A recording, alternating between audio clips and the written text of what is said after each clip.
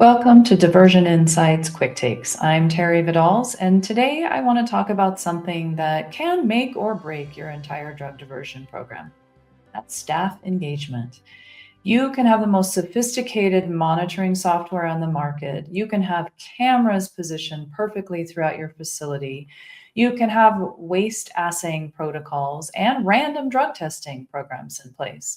But if your staff sees all of that as Big Brother watching them, waiting for them to make a mistake so they can be punished, you've already lost the battle. The most effective diversion prevention mitigation programs that I've seen aren't built on fear. They're built on trust and a shared mission to protect patients and colleagues. And that starts with how you frame the entire program from day one. Let me ask you this. When was the last time you sat down with your frontline staff, your nurses, your pharmacists, your surgical techs, and explained to them why you monitor controlled substances the way you do? Not just the policies and procedures, but the actual purpose behind them. Because what I've learned, when staff understand that your monitoring program exists to identify problems early, whether that's a diversion scheme that's putting patients at risk or a colleague who's struggling with substance use disorder, they become your greatest allies. They stop seeing the program as punitive and start seeing it as protective. Think about it from their perspective. Most healthcare professionals went into this field because they genuinely care about patient safety.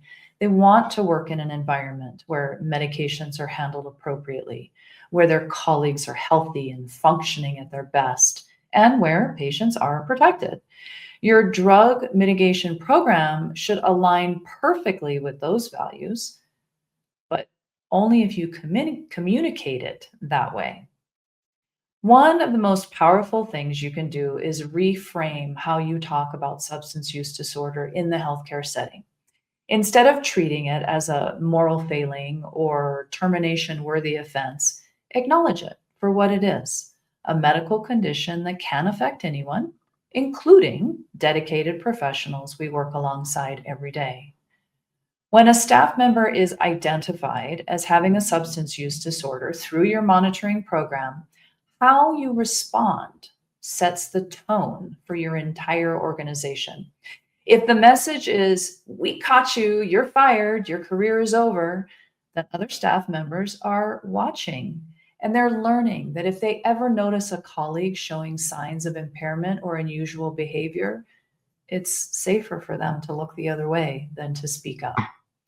But if the message is, "We identified this early, we're getting this person the help they need, and we have pathways for a safe return to practice," that's a completely different culture.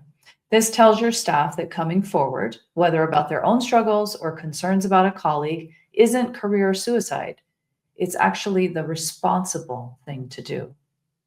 Now, let's talk about making staff your eyes and ears, because this is where engagement becomes incredibly practical. Your monitoring software can catch a lot, but it can't catch everything.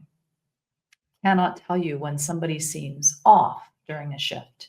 It cannot notice that a colleague who's normally meticulous is making more and more careless mistakes.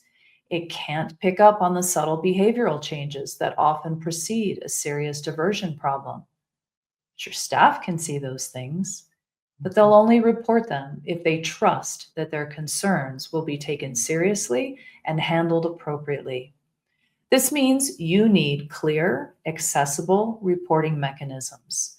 Staff should know exactly who to contact if they have a concern, and they should feel confident that their reports won't be dismissed or ignored. And just as importantly, they need to know that false accusations or reports made in bad faith will be taken seriously too. This isn't about creating a culture of suspicion. It's about creating a culture of accountability and care. Education is another piece of that engagement. Regular training shouldn't just cover policies and procedures. It should include real scenarios, case studies that help staff recognize potential red flags, and open discussions about the challenges of controlled substance management in your specific setting. Here's something that often gets overlooked. Celebrate when the system works. When your monitoring catches a documentation error before it becomes a pattern, acknowledge that the system is working as intended. When someone self reports a mistake and it's handled appropriately, that's worth recognizing. These moments reinforce that your program is about continuous improvement and safety, not punishment. One facility I worked with started including a brief segment in staff meetings, specifically dedicated to drug diversion education, not just policies, but real examples of how their monitoring program had detected patients or identified colleagues who needed help. It took maybe 5 minutes per meeting, but it kept the topic visible, normalized the conversation, and reinforced the protective purpose of their program. Also, consider involving staff in program development and improvement. If you're implementing new monitoring technology or changing waste procedures, bring frontline staff into that discussion. They're the ones who live with these systems every day. Their input isn't just valuable, it's essential. And when staff have a voice in shaping the program, they are far more likely to support it. The bottom line is this: your drug diversion mitigation program should feel like something you're doing with your staff, not to your staff. When you successfully engage your team, when they understand that monitoring exists to protect everyone, patients, colleagues, and the integrity of your medication management system, they become active participants in maintaining that safety. They become your eyes and ears. They speak up when something doesn't seem right. They follow protocols, not because they're afraid of getting caught, but they understand why those protocols matter. And when someone is struggling with substance use disorder, your engaged staff will see your response as an example of how your organization takes care of its own, identifying problems early and facilitating access to treatment, rather than as a cautionary tale about what happens when you get caught. That's the culture that prevents diversion most effectively.